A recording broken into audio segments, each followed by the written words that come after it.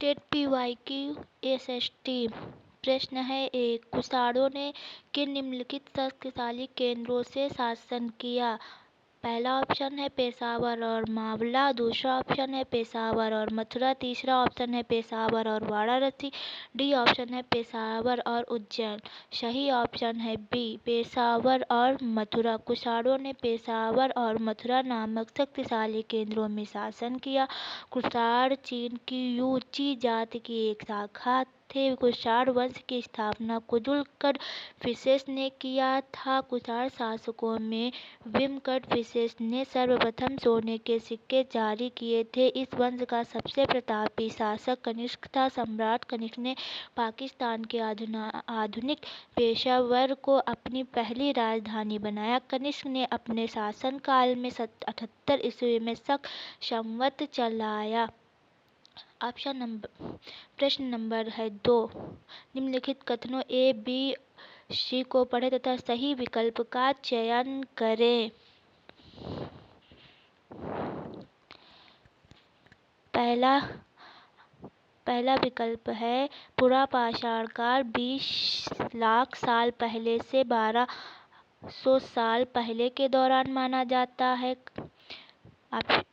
B कथन है इस काल को भी 3 भागों में बांटा गया, आरंभिक, मध्य एवं उत्तर पाषाण युग। सी ऑप्शन है मानव इतिहास की लगभग 99%।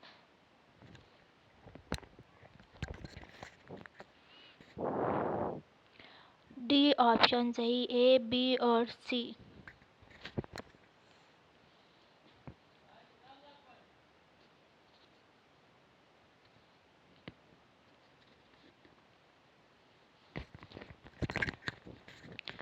प्रश्न नंबर 3, ए सभी कथनों को पढ़ें तथा सही विकल्प का चुनाव करें।